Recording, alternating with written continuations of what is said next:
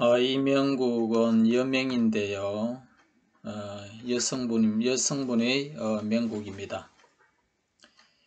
이분의 명국을 보게 되면요. 세기가 동처가 1에 있죠. 그리고 월령이 옵니다. 5.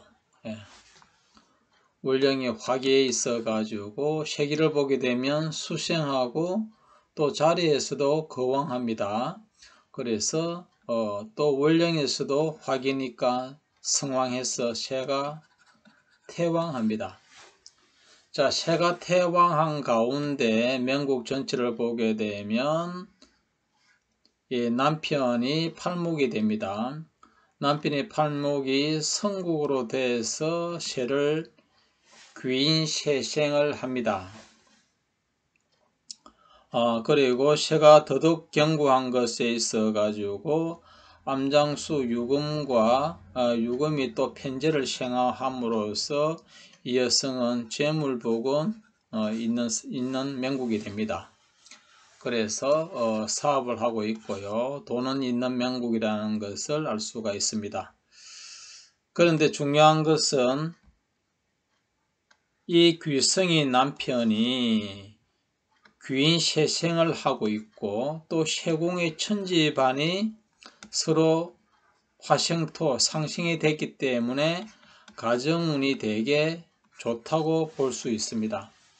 기존 김문둔갑은 가정의 흉함을 볼 수가 없거든요. 이래 되면 그 남편이 더구나 중궁에 있고요. 또 암장수도 생활하고 있고요. 기존 기문학은 암장수가 없습니다. 그럼 없다고 치도 이것이 중궁에 있고 천재반의 상생의 가정궁이 세궁이 좋고 이런 데서 목생화돼 가지고 이화 인성이 편인이지만 성국에 놓여 있기 때문에 가정을 생합니다. 그래서 남편복이 있는 것으로서 볼 수가 있습니다. 하지만 돈은 분명히 있죠. 돈은 내가 왕성한 가운데 편제를 이렇게 왕성하게 생하고 있고요. 그것이 삼목이나 팔목으로 갔을 때는 이게 또 정인이니까 또 일로 오죠. 그래서 전체적으로는 돈복이 있는 명국은 분명합니다만은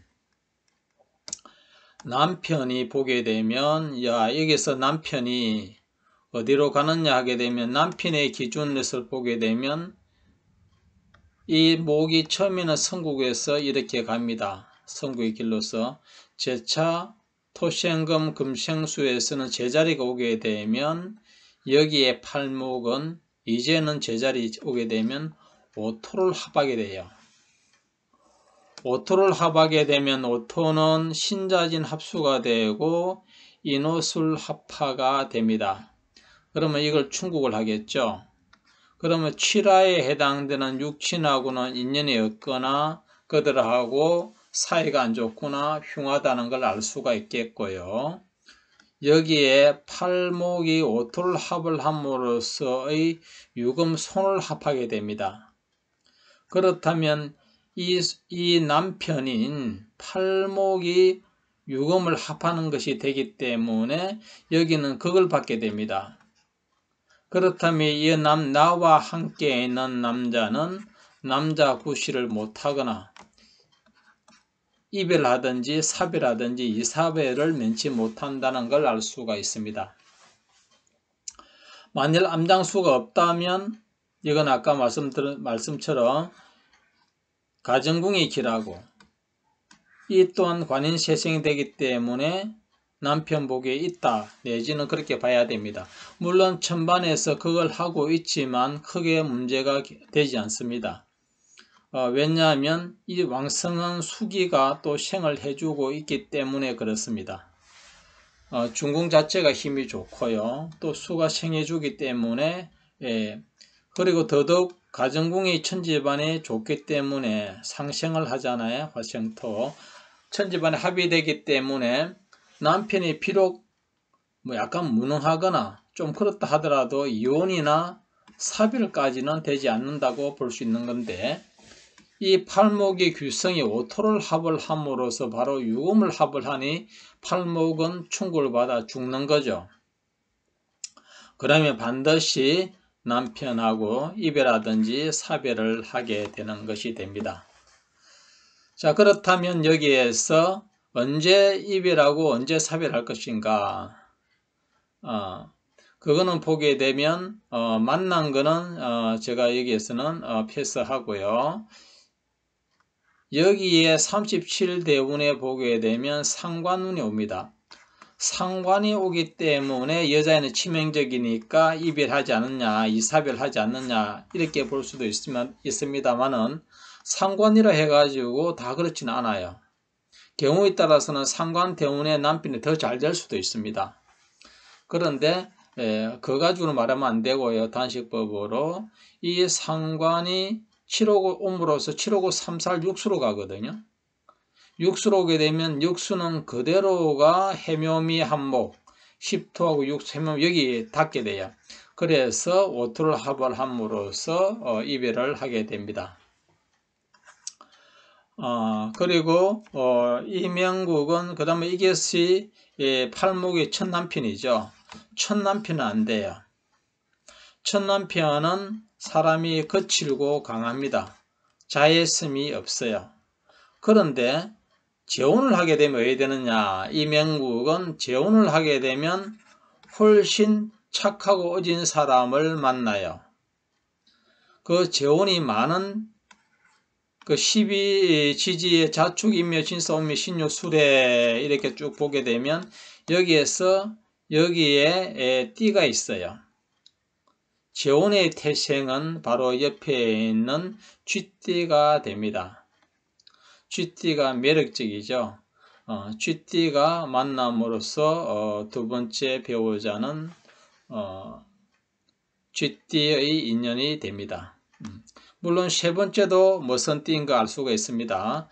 그런데 이 여성은 원천적으로 남편 보기 안 좋기 때문에 첫 남편은 반드시 이별하고, 하지만 또 여기에서도 거칠다는 것은 바로 위에 구금이 그걸 하고 있기 때문에 성격이 강하고 거칠다 이렇게 보시면 되는 건데요. 이걸 왕성하게 생에 더 힘있게 팔목을 생해주는 건 오게 되면 일수도 있고 육수도 있어요. 그리고 7호고 3살의 육수를 생해가지고 팔목을 생하는 것도 있겠죠. 그 중에서 여기에는 쥐띠가 된다는 것을 알 수가 있습니다. 그래서 많은 띠 중에서 쥐띠를 만나면 평온하고 그 다음에 이후에 인연들의 남자는 첫 남자와 다르게 어질린 자를 많이 갖추게 됩니다. 그런데 이 명국 자체가 원천적으로 그렇기 때문에 물론 이 대운에 재혼을 하게 되죠. 그러면 이 대운은 왜 재혼을 하느냐 하게 되면 이 7이 정인이잖아요. 그럼 일단은 가정궁의 세기를 생을 하게 되고 이 10도는 그 다음에는 해묘미 한목돼 가지고 남편한테 와요. 그러면 이것이 앞서 말한 것처럼 어차피 이것도 오토를 합하게 되면 결국 인호설 합파 신자진 합수 유금을 합하게 되면 이것도 이별이 되는데 어째서 이 대운에 재혼을 하게 되는가? 그런 것은 원리를 알게 되면 어렵지 않습니다. 그래서 이 명국 자체는 또 한편으로는 이 명국은 이성에 대한 집착, 애착이 강합니다. 얼른 보게 되면 그런 것이 안 보입니다만은 이성이 없으면 가정 되게 어려운 이성을 추구하는 운명의 여성이라는 걸 알 수가 있습니다. 어쨌든 간에 여기에서는 핵심은 이 명국은 가정을 첫 남편하고는 인연이 안 된다는 거죠. 남자 쪽에서 만약에 이런 여성을 배우자로 며느리로 오게 되면 남편 쪽에서 보게 되면 접하면 안 되는 거죠. 인연을 맺으면 안 되는 것이 됩니다. 만약에 이분은 또 한편으로는 앞서 말했지만 이성에 대한 애착이나 집착 그런 것들이 강하기 때문에 외도나 그런 쪽에도 충분한 그런 에너지를 갖고 있다고 볼 수 있습니다. 그래서 재물은 좋은 여성이나 이성에 대해서 남편에 대해서는 이사별로 면치 못하는 운명이 되는 거고, 끊임없이 남편하고는 화합이 잘 되지 않는다는 걸 알 수가 있는 것은 원천적인 팔목의 남편이 유금을 합하기 때문에 그렇습니다. 여기에서도 결혼은 분명히 결혼하지만 여기 대운이 여기에서 축을 두고 있기 때문에 이것은 오토로 가지 않고 여기에서 먼저로 가게 됩니다. 그래서 결혼을 한다는 걸 알 수가 있는데, 어차피 여기에서 제자리 돌아오서는 또 한편으로는 그런 것이 있기 때문에 여기에서도 결혼은 하지만도 떨어져 살게 됩니다. 그래서 원천적으로 힘든 그런 여성의 명국이라는 걸 알 수가 있겠네요.